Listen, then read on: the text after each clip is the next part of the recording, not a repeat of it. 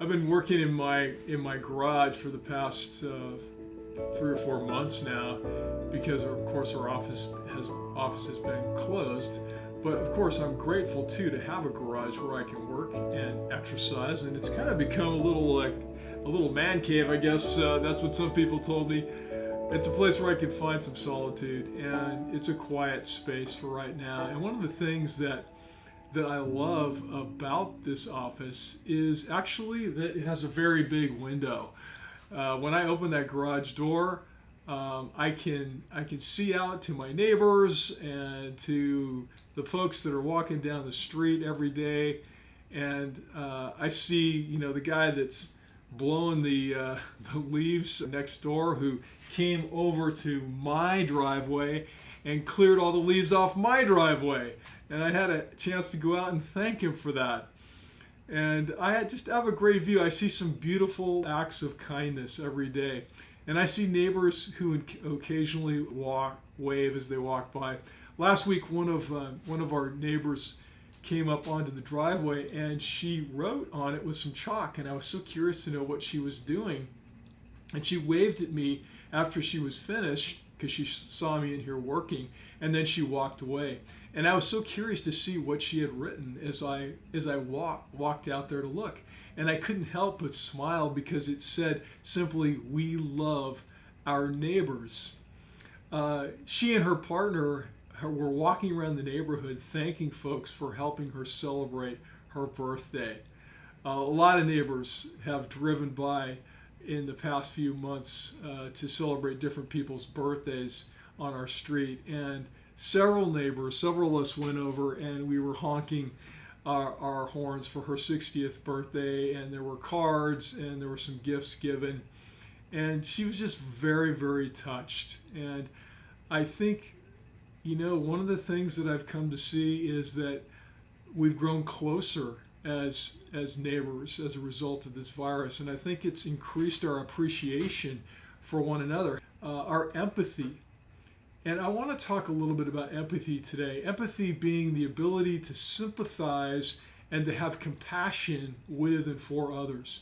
The root of empathy is pathos, which literally means suffering. And empathy could be literally translated suffering with or alongside another person. I was listening to the Jesus Christ show one morning, which I love. It broadcasts on Sunday mornings on AM 640 with Neil Saavedra. And Carol Sherman told me about it, and I think it's quite good. And Neil speaks as Jesus on the show, and he always begins by saying, "This is the Jesus Christ show, and I am your holy host." And then he shares a few thoughts before taking on some of the questions that come to him from all over the country.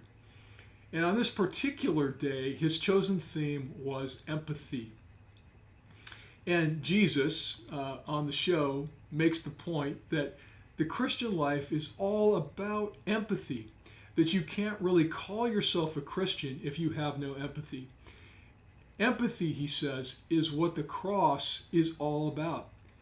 I came to be with you in every way, to share a real human life with you, and even to suffer with you and for you. And Jesus goes on to remind everyone of the story of Lazarus, and one of the most famous verses in the Bible. Jesus wept. Often we've heard the question, what is the shortest verse in the Bible? And the answer to that Bible trivia question is, a lot of us know, is Jesus wept. But as our holy host went on to say, what many don't know, however, is why I wept. Lazarus had died, and I came to visit his sisters, knowing that I was going to raise Lazarus from the dead in order to bring glory to my Heavenly Father. But when I approached the grave of Lazarus, I began to weep. And some wonder why I wept, since, as I just said, I knew that I was going to raise Lazarus from the dead. But the reason I wept, as the Bible makes clear, is that I felt empathy. Empathy for Lazarus' sisters, for Mary and Martha. Empathy for his many other friends who were deeply grieving his death. And I wept because they were weeping. I felt their pain. I hurt with them because of their sadness and grief, the grief that death can bring, especially when people live without hope in God. On the show, Jesus goes on to say that if we don't have empathy, we cannot call ourselves his followers.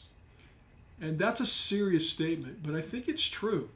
Because love for our neighbor, love for the materially and spiritually poor, for the hungry and the grieving, for the outcasts, for those suffering injustice is at the core of Jesus' ethical teaching. It's at the core of Jesus' own example to us when you think about the people that he went out toward to heal, to come alongside, to help, to stand for. And when you think about what the meaning of the cross really is. 2 weeks ago, I was sharing some pretty deep stuff while doing spiritual direction in a small cohort or listening group, as I shared on Sunday. It was part of a spiritual training program that Lisa and I are involved in. And as I shared one particularly painful memory, I began to tear up. But what I didn't share on Sunday, what was so powerful in that moment, was that they began to weep with me. They came alongside and they suffered with me. When they saw me weep, they began to weep. They teared with me, and it was a very healing moment because of that. I felt that they were truly bearing my burden with me. When I went to get some physical therapy on Tuesday, the guy who was helping me asked me what I did for a living. And I told him that I was a Presbyterian minister.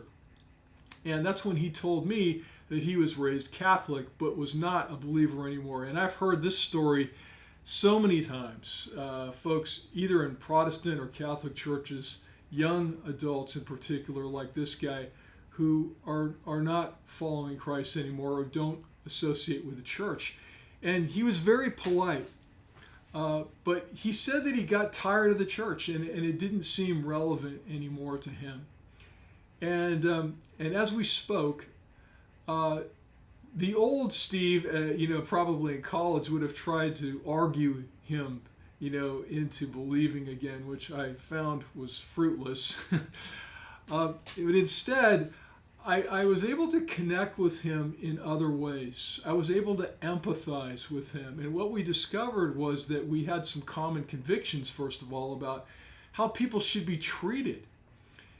He's a Latino man, and as we spoke, I shared how much I appreciated his culture and his background. And I was happy to say that one of the things that I love about the church when it's at its best, and it's not always at its best, and I acknowledge that, is that Jesus called all peoples and nations to be part of his family, and that this should influence the way we treat one another with respect and honor and with justice. And I was able to show empathy and compassion for him as a person and as a professional. And I think Jesus began to seem more attractive to him. And I saw him brighten up in his eyes. And our conversation is just starting, but I'm excited to see where it may continue in the future. I couldn't have had that conversation without empathy. I also told him that when I was in college, I struggled with a lot of the same doubts that he had. And that also helped us to come closer together. So the Christian life is all about empathy, God's compassion for us to the point of going even to the cross, and our willingness to show compassion and empathy to others. Jesus' compassion, his empathy, makes me want to open the door of my heart wider and wider and wider to my neighbors in the street. It makes me want to be the church, not just go to church.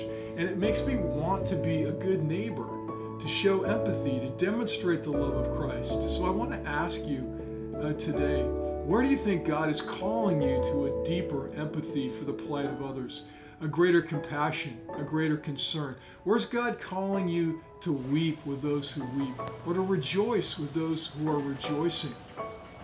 Let's open the door wider. Let's go outside. Let's be Jesus people on the streets of our own neighborhood. Let's share the good news about Jesus, but let's show the good news that we love God by loving people well. Let's be people of empathy. And that's something else to think about today.